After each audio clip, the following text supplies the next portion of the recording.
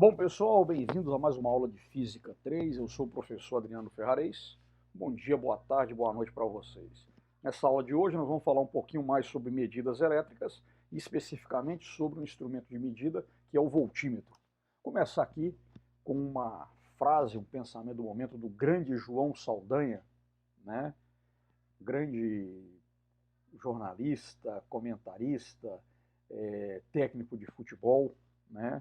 Foi técnico do Botafogo de futebol e regatas, montou aquele time, né, de feras, né, as feras do Saldanha, que conquistou o tricampeonato mundial, né, em 1970, né, e era uma pessoa, uma figura, sem dúvida alguma, genial. Né?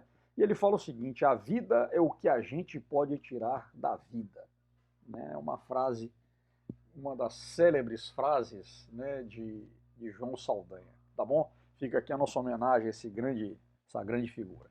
Muito bem, vamos falar um pouquinho do voltímetro. Né? O voltímetro, então, ele é um aparelho utilizado para medir a diferença de potencial entre dois pontos, a tensão, a voltagem, a DDP.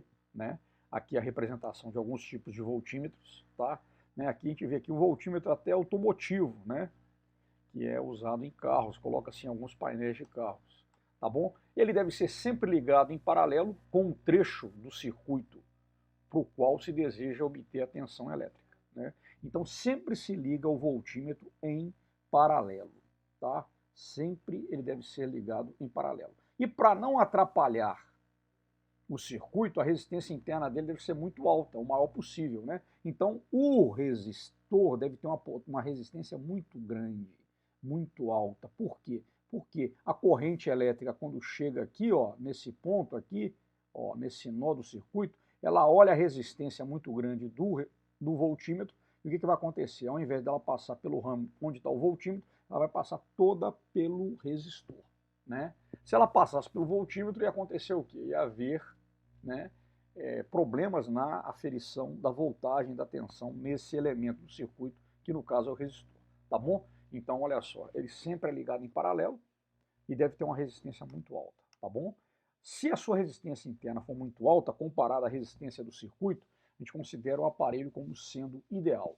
Então, um voltímetro ideal, ele tem o quê? Uma resistência interna infinita. Tá? Isso é o ideal, né? No plano das ideias, tá bom? Os voltímetros podem medir tensões contínuas ou alternadas, dependendo da qualidade do aparelho, tá bom? Aqui a gente tem aqui um voltímetro, né, de analógico. Tá certo, pessoal? Tranquilo? Então é isso aí, pessoal. Valeu, até a próxima aula.